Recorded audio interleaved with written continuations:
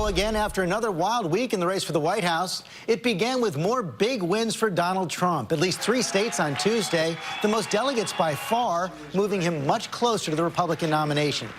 But as his campaign marches toward Cleveland, Trump drawing more protests, too.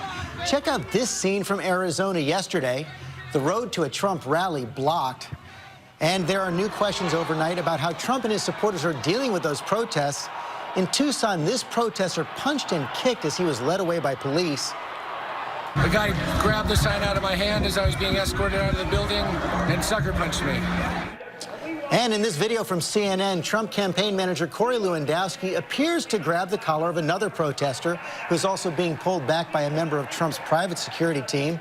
A lot to talk about this morning with Donald Trump. He joins us now by phone. Thank you for joining us this morning, Mr. Trump. So we saw these incidents in Tucson last night. What more will you be doing to stop your supporters from acting out like this? Well, it's not only Tucson. I mean, we had a great rally right next to Phoenix, and it was an amazing 21,000 people, but the protesters blocked the road. So you had thousands of people that couldn't get in.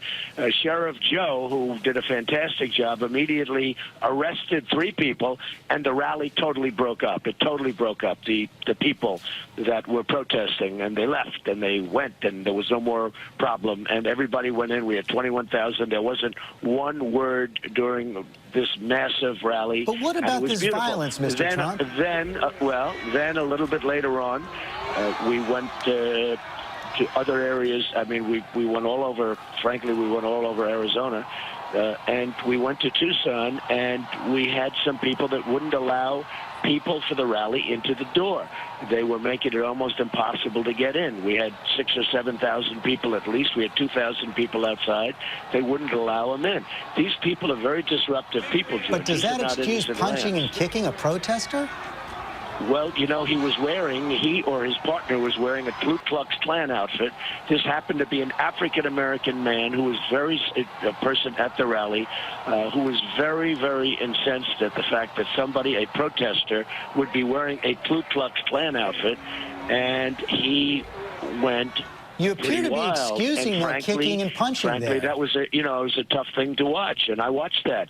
But why would a protester walk into a room with a Ku Klux Klan outfit on? Well, it looked like he was wearing an American flag right there, but does that justify violence, punching and kicking? If you would have seen him just before he went up the stairs, him and his partner were one of them was wearing a Ku Klux Klan outfit. So you're not going to condemn the protester who kicked and punched that person? We don't condone violence, and I say it, and we have very little violence, very, very little violence at the rallies. As I said, in Phoenix, we had 21,000 people. We didn't even have anybody stand up and try and disrupt. You know, they're disruptors, and they're really stopping our First Amendment rights. If you think about it, George, they blocked a road. They put their cars in front of a road. We had thousands and thousands of people wanting to come. They were delayed for an hour because of these protesters. And, you know, at what point do people blame the protesters? These are people that are So you're blaming the agitators. protesters, not the person who actually punched and kicked the protester? No, I'm saying this. These are professional agitators, and I think that somebody should say that when a road is blocked going into the event so that people have to wait sometimes hours to get in, I think that's very fair, and they should be blamed there, too. When signs are put up, lifted up with tremendous profanity on them, I mean the worst profanity, and you have television cameras all over the place, and people see these signs, I think maybe those people have some blame and should suffer some blame also. Well, we also seen that video there of your campaign manager, Corey Lewandowski, who does appear in that video to grab the collar of the protester, also your private security. Why is your campaign manager out in the crowd engaging protesters? This is the second incident. Well, you know what? Because the security at the arena, the police were a little bit lax, and he had signs. They had signs up in that area that were horrendous, that I cannot say what they said on the sign, but the ultimate word, and it was all over the camera, and frankly, the television cameras can't take it, and they can't do anything about it, and I will give him credit. Spirit. Now, he didn't touch, he wasn't.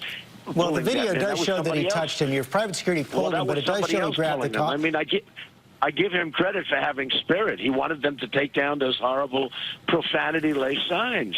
Look, these are disruptors. They go into a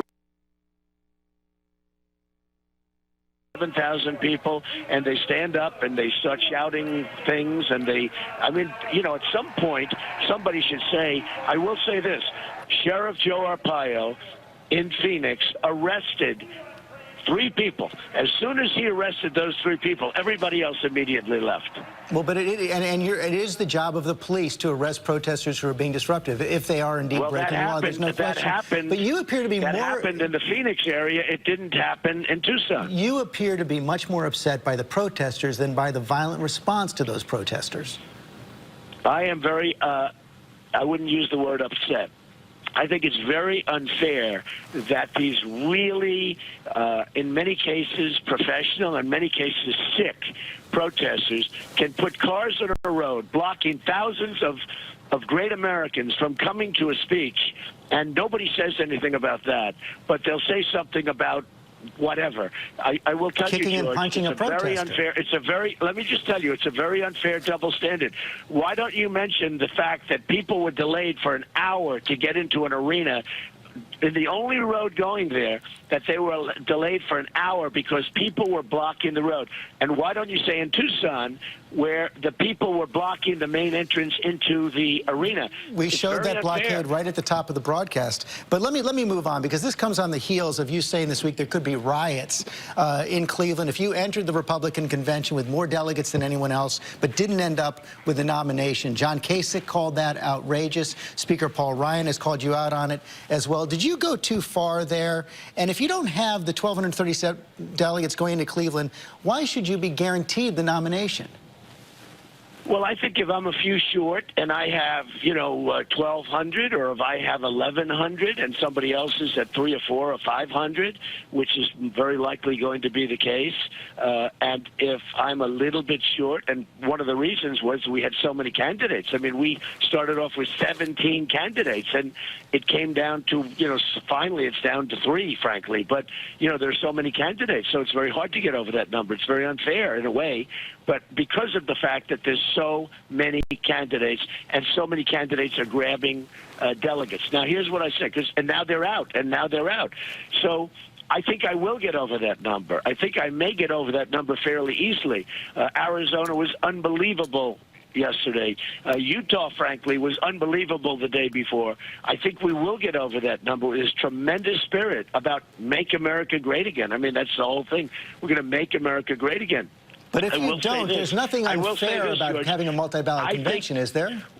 The biggest story in all of politics are the millions of people that are coming out to vote for me, in all fairness, for the Republican Party. They're up 75%, 72%, 102% different states in the primaries.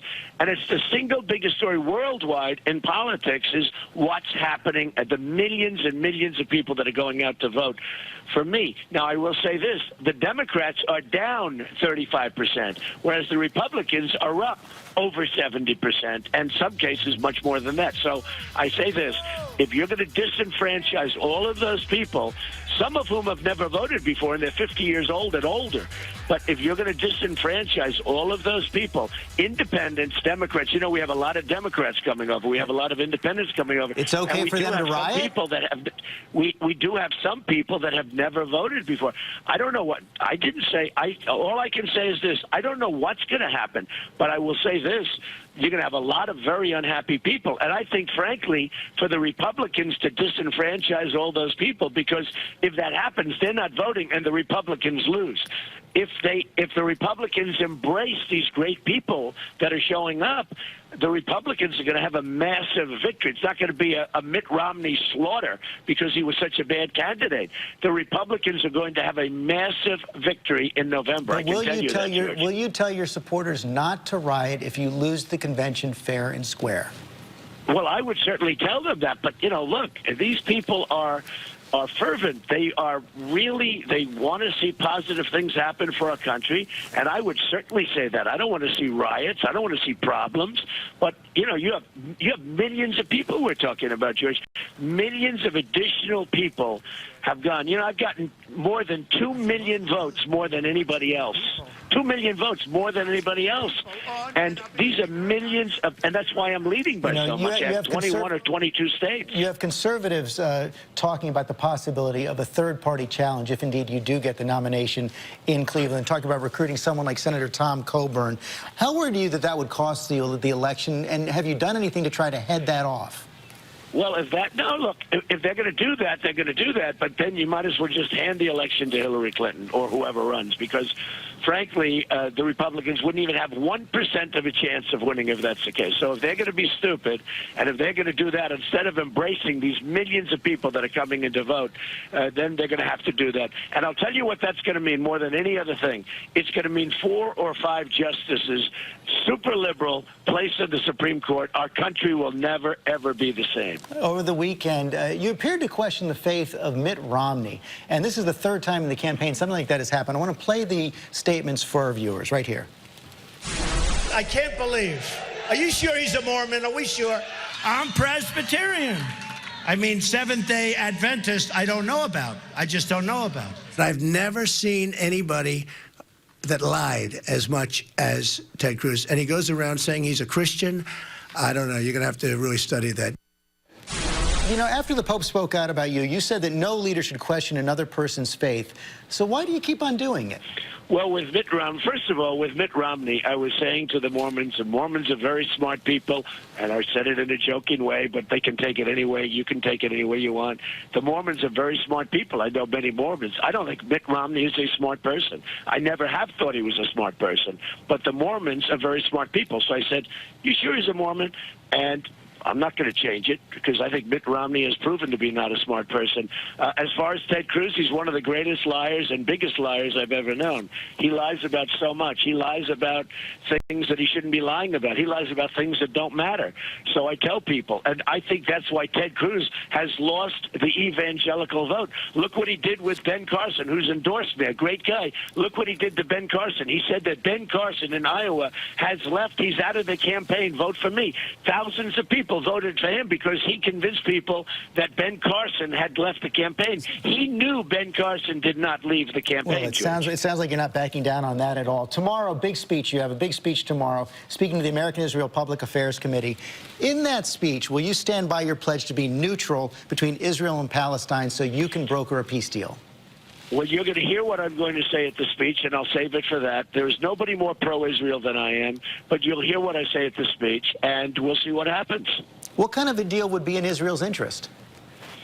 I think making a deal would be in Israel's interest. I'll tell you what, I don't know one Jewish person that doesn't want to have a deal. A good deal, a proper deal, but a really good deal.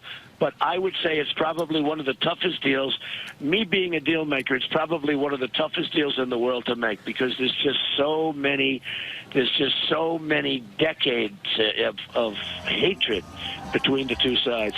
It's probably one of the toughest deals to make if you're a person that prides yourself on being able to get people together. So what does a good deal look like, though? Will Israel have to give up some land? We should try very hard to get. And I don't know any Jewish people that don't want to make. They'd all love to see a deal made. No, they want to have a good deal, not an Obama-type deal. They want to have a good deal made. Define a good deal.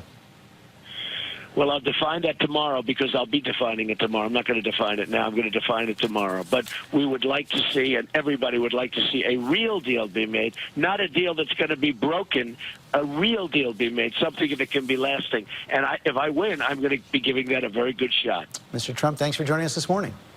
Okay. Thank you very much.